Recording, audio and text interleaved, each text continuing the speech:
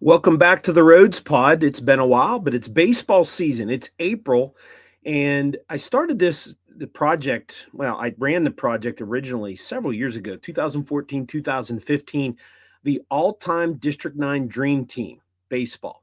That means any baseball player who has played in the major leagues for any amount of time that would make the cut for a dream team, of course, with District 9 native origins. So I made my initial team in 2014, added some guys, and I have played around with this and have recycled this several times over the years. But this is the first time, obviously, I've done it on the Rhodes Pod, and that's available on the RSS.com podcast network, all available platforms of podcasts, and on YouTube at Rich Rhodes 4861. So we'll go through this again. Baseball season's here. It's been here for those who follow college baseball. Uh, Obviously, I've been to a few games already, and the Pirates have already started. We're all excited about the season, and it's time to kind of go through some history involving District 9 and baseball, Major League Baseball players. So we'll go through the lineup, and then I'll go through some different guys that might not have made the team, but maybe the roster, we could say. I started this project back in the 90s. When I was working at the Courier Express, I decided, hey, I'm going to go to the Baseball Hall of Fame and check out the library. And actually, I got in for free because I was doing legitimate research, and I ended up touring the museum. I haven't been up there in a while, but obviously it got better to research once the digital age hit hard. MLB or baseballreference.com, very big, and I'm a member of the Society of American Baseball Research. That's SABR.org.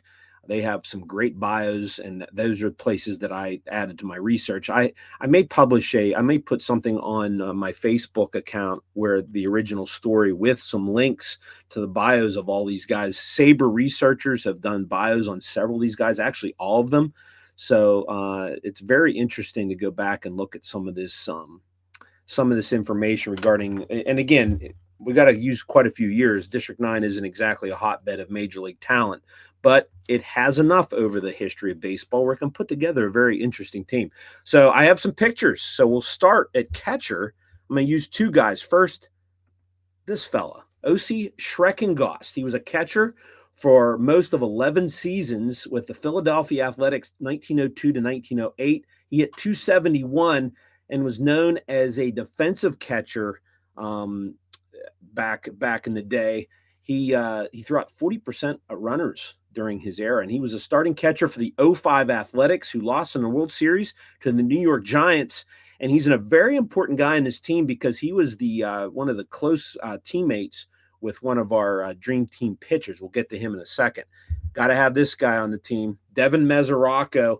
Now, his bats as a career are kind of light comparably to the rest of the roster. Devin, who is now an assistant coach at Pitt, actually, and boy, I'd be dying. I'd love to, meet reason why he's on his team. Maybe I can get him on a podcast here after their season. He's an assistant coach for Pitt, but as you know, he's a first round draft pick of the Cincinnati Reds back in 07. He ended up hitting 58 home runs and 1,400 at bats.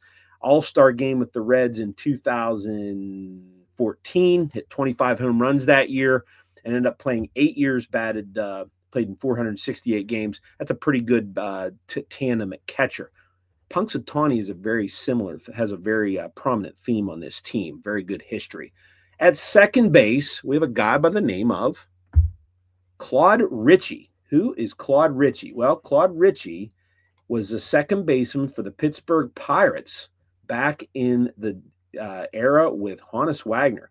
Claude Ritchie played for over 1,600 games, mostly as a second baseman with the Reds, Louisville Colonels, and then the Pirates and Boston Braves from 1897 to 1909. He was a starting second baseman for the Pirates, who lost in the 03 World Series to Boston. He had 1,619 hits at 273.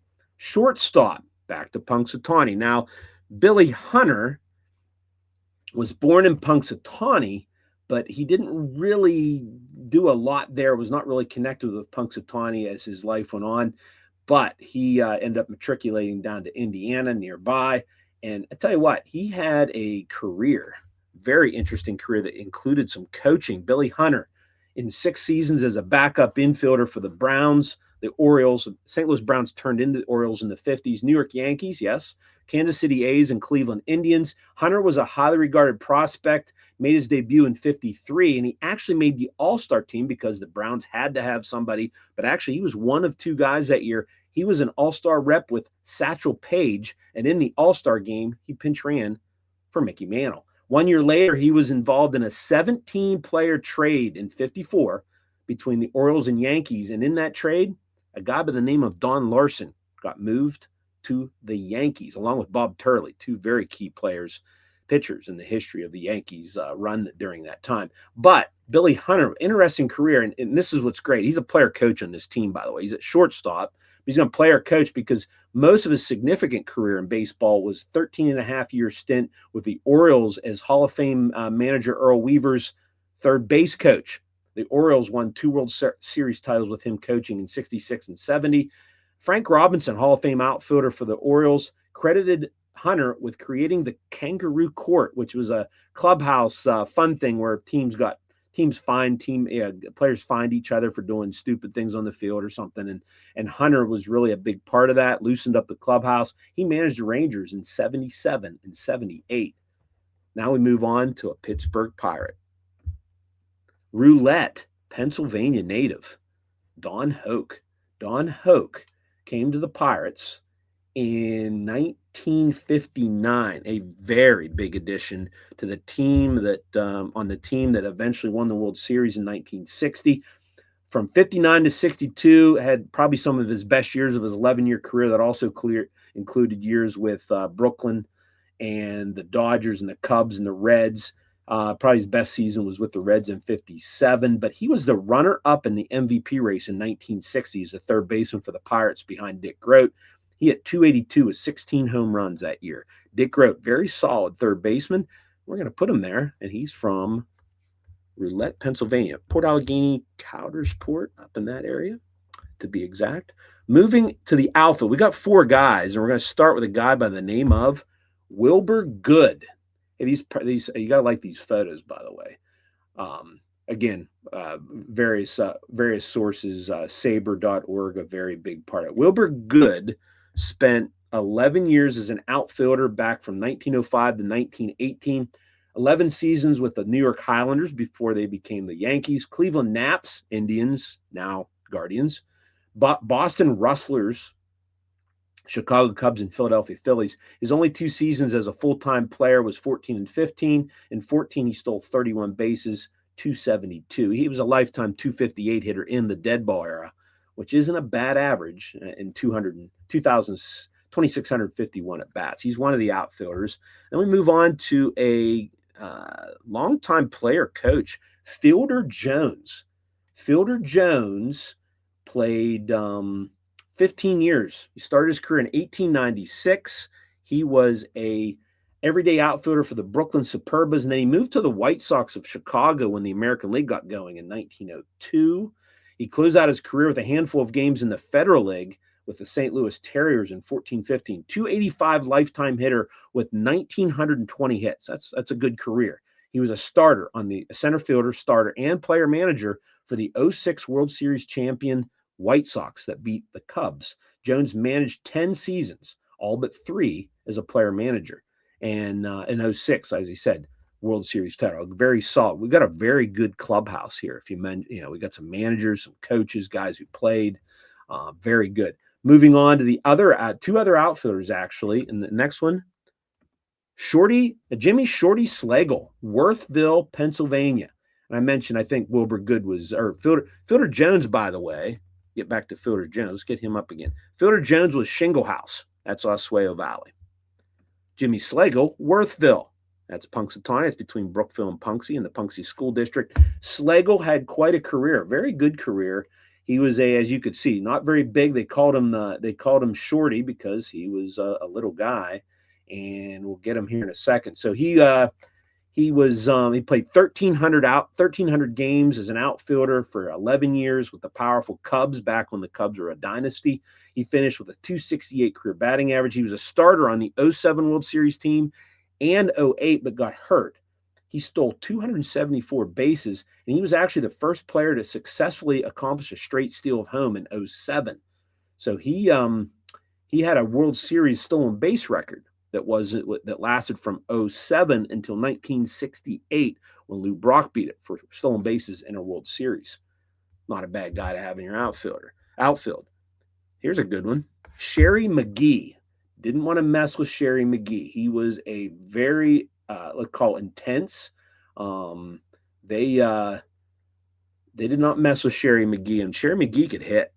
And he was a Warren County native, by the way, and that would be in the Sheffield area, Clarendon. He appeared in over 2,000 career games from '04 to '19.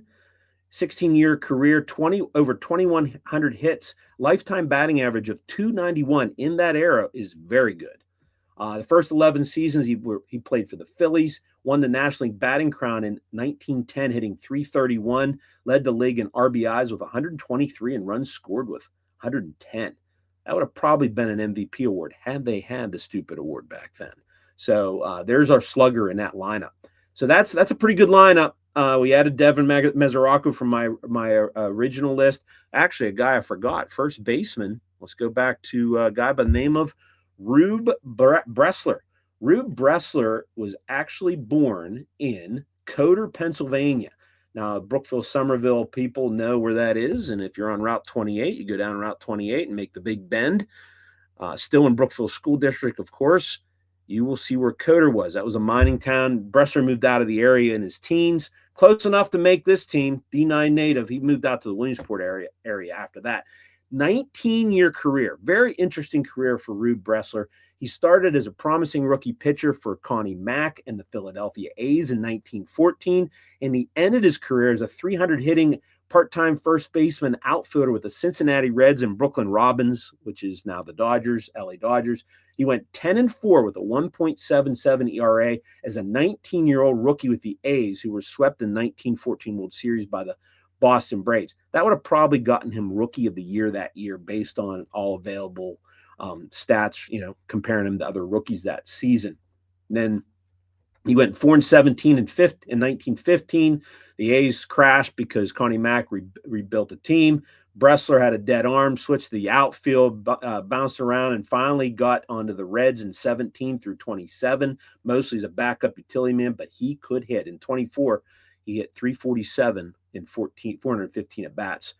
Definitely a good stick to have in the lineup. That was a first baseman. I missed him. That would be Rube Bressler. On to the pitching staff, which is fantastic. Rube Waddell. And the reason why O.C. Schreckengost is such an important part of this team, O.C. Schreckengost helped keep Waddell in line, and that was no easy task. He is an infamous Zachy Zany, I should say, pitcher who made the Hall of Fame. He is a Hall of Famer, the only one on the roster that's in the Hall of Fame. So very important. In Ken Burns' baseball documentary, it was said that Waddell was born in Punxsutawney. He was actually born in Bradford and then appeared to live there into his teenage years before he moved to Butler County. And from there, Hall of Fame career, led the American League in strikeouts for 6 straight seasons. His career spanned from 1897 to 1910. He played, of course, he pitched for Connie Mack and the A's. He struck out 349 batters in '04, and that was an American League record until Nolan Ryan did it, passed him with 383 in 1973. Waddell's best season, 1905, 27-10 with a 1.48 ERA. 13 seasons he ended up doing. A's, Pirates, Louisville Colonels, Chicago Cubs, St. Louis Browns. He was 193 and 143 with a 2.16 ERA. Hall of Famer inducted in 1947. So yes, O.C. Schreckengost kept them in line a little bit when they played together with the Philly A's. Next pitcher, one of my favorite, if you haven't followed anything that I've written in my life, Bob Shockey in color. Yes, Bob Shockey in color, because you know what?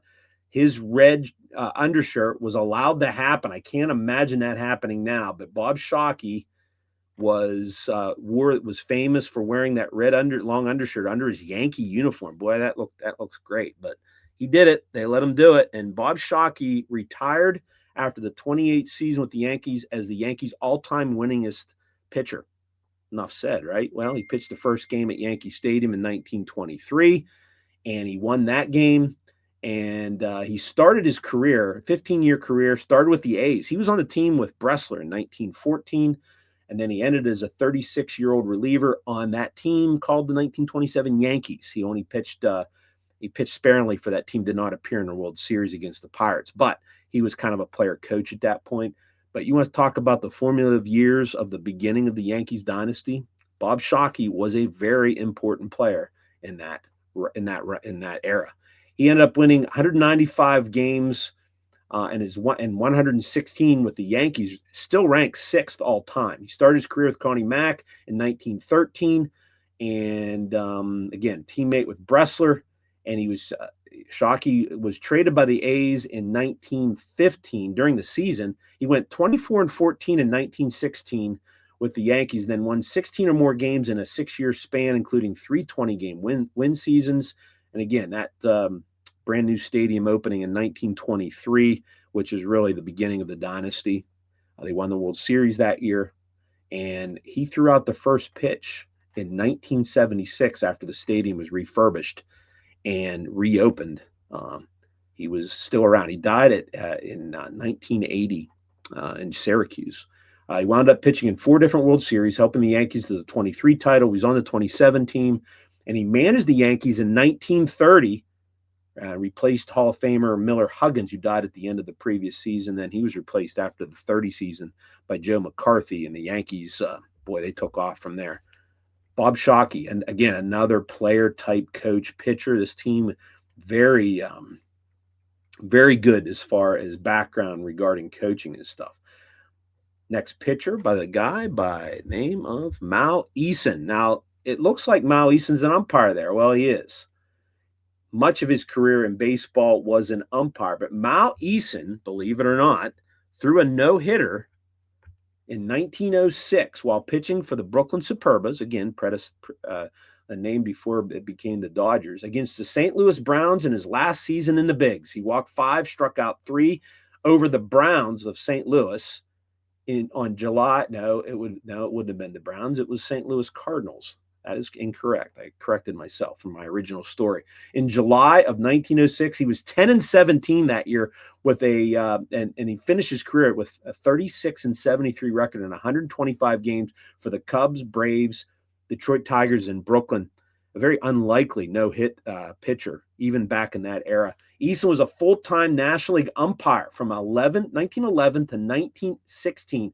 He called 992 career games and ejected 89 players or managers during a time when that wasn't very surprising, but he was very brash. He didn't care. He threw out Hall of Fame manager John McGraw 7 times, and he threw out Casey Stengel. He threw out other Hall of Famers, Bill McKechnie, Miller Huggins, Clark Griffith. Eason threw out Punxsutawney's Wilbur Good for arguing balls and strikes during a game in June of 2014. So when this team gets together, Good and Eason are going to have a heart-to-heart talk, I think. So Wilbur Good of Punxsutawney on the team as an outfielder. Eason threw him out in the game. More pitchers, of course. Next guy up, guy by the name of Billy Rines. I love that photo. You know when that photo is from? The 1890s. Billy Rines from Ridgeway, Pennsylvania. He compiled a 113-103 career record in 9 seasons with the Cincinnati Reds, Louisville Colonels, and Pittsburgh Pirates. He was 28-17 for the Reds and led the National League with a 1.95 ERA in 401 innings in 1890.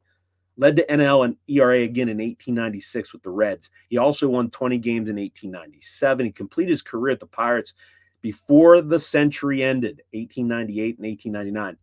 You got to remember, in 1890, the rules were not the same. He was an underhand. They called him an underhanded pitcher, right-hander. All these other guys have been lefties, by the way, in the pen. Rube Waddell's a lefty. Shockey's a righty. Mal Eason's a righty. Billy Rines is a righty. I guess we haven't got to our lefties yet. And Billy Rines, again, I love that photo. Pre-1900, he can adjust to the current rules because he's very durable. He threw 401 innings. So Billy Rines of Ridgeway, love that story. Next guy, of course, Cy Young Award winner, Sparky Lyle of Reynoldsville. And I tell you what, Sparky Lyle was among the dominating relievers in the 70s, won the 77 American League Cy Young Award, helped the Yankees win their first World Series title in 15 years that year. That year, he was 13-5, 2.17 ERA, 26 saves. He appeared in 72 games, 137 innings. You aren't seeing a closer, so to speak, do that anymore. He has spent his career in baseball, Somerset Patriots in New Jersey. He's been a part owner, been a manager, an owner, all that. And he retired with 38 saves and was briefly the all-time leader in that category before Raleigh Fingers and many others passed him when the role changed a little bit. Very colorful. The Bronx Zoo, the book he wrote, fantastic book. Highly recommend it. It's from the 78 season of the Yankees. They called it the Bronx Zoo. He's now 25th all time in saves the last time I looked. 899 career appearances.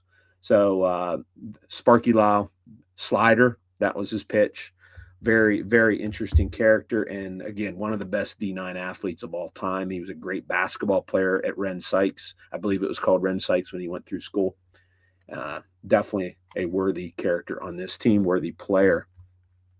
Another guy that was, I guess, a character was Joe Page of Cherry Valley. That would be in Montauk School District. So if you go down, get off Interstate 80 at the Emlenton exit, go south towards Butler, you're going to go on 38. Down through there's Cherry Valley, and that's where Joe Page grew up, apparently, where he was born. He pitched 8 years, mostly for the New York Yankees, from 1944 to 1950.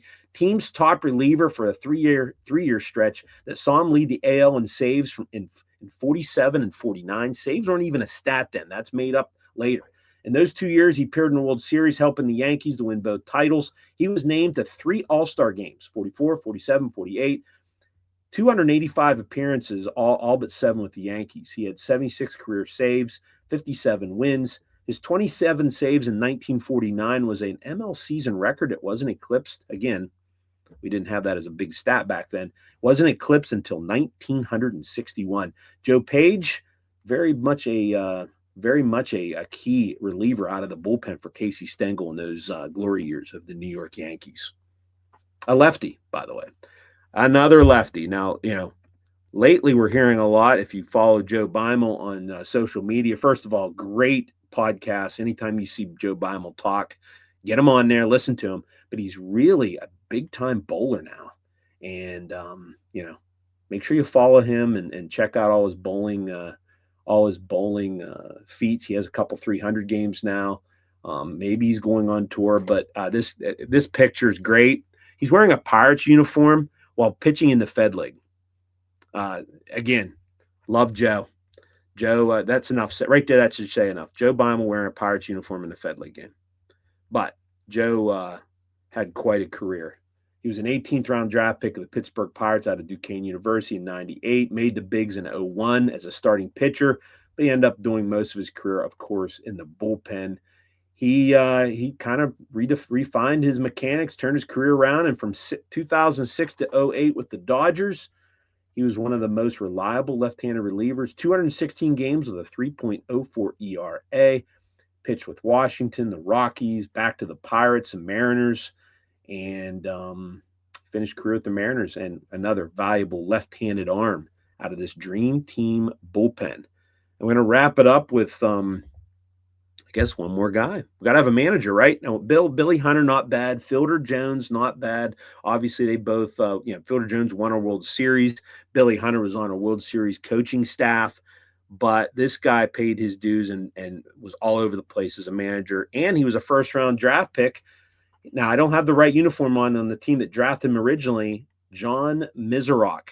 John Miserock is a Punxsutawney native. So we have Miserock, Mesoraco, Billy Hunter, Wilbur Good, and I believe that's it from Punxsutawney. So well represented. And Miserock was a very anybody that followed baseball in the 70s knew who this guy was. Late 70s, Punxsutawney grad, multi-sport star. He was a catcher, first round draft pick of the Houston Astros in 1979. He was the 8th pick in the opening round of that talented draft. Future NFL quarterback Jay Schrader was 3rd. A guy by the name of Andy Van Slyke of the Cardinals was 6th. Tim Wallach of the Expos was 10th. He wound up appearing in 103 games with the Astros and Braves, and then he got into coaching. He managed over 1,200 games at various levels. He was in the Kansas City Royals organization for several years. He ended up helping landing at with the Phillies. He was an interim manager for the Royals for a while. John Miserock, I remember him when I was a youngster, so like 79, 80, those early 80s. I'm a teenager, and just hearing a guy from Punxsutawney trying to make the bigs. He was, remember him talking about him wearing an oversized catcher's mitt dealing with Joe Niekro with the Astros, trying to catch his knuckleball. Sarge Miserock, manager of the Dream Team. So there you go. Osi Schreckengost of New Bethlehem and Devin Mesoraco of Punxsutawney are the catchers. Rube Bressler of Coder at first base. Claude Ritchie of Emlenton at second base. Billy Hunter of Punxsutawney at shortstop. Maybe he'll coach third when they're batting and he's not hitting. Don Hoke of Roulette at third base. We have Wilbur Good of Punxsutawney, Fielder Jones of Shingle House, Jimmy Slagle of Worthville, and Sherry McGee of Clarendon, the outfielders. Pitching staff, we only need 3 starters because we have Billy Rhines, the long man, coming out of the bullpen. Rube Waddell, Hall of Famer from Bradford originally. Bob Shockey of Sigel, Pennsylvania. I guess I didn't say where he was from. Sigel, which is just north of Brookville on Route 36. Mal Eason of Brookville, starting pitcher, and he would do a good job keeping these guys in line from the umpires. Mal Eason would be the 3rd pitcher. Billy Rhines, lefty reliever from Ridgeway, the long man. Sparky Lyle, closer. Again, we would definitely use his walk-up music he used back in the day. They would bring those bullpen cars in with a big helmet and the hat on. Pomp and circumstance. Love it. Love it. Joe Page of Cherry Valley, another lefty out of the bullpen, Cherry Valley. Joe Beimel, bowling extraordinaire from Kersey. He would, that's St. Mary's, by the way, area. If you don't know that, he is another bullpen guy, and the team is managed by John Miserock. There is your D9 Dream Team. We hope to add more. We'd love to see some guys from District 9 make it. It's not easy, and as you saw, most of these guys came from way back, but it adds a lot of different characters to this lineup, and I really enjoyed this project. I hope you did too. It's baseball season. Enjoy, everybody.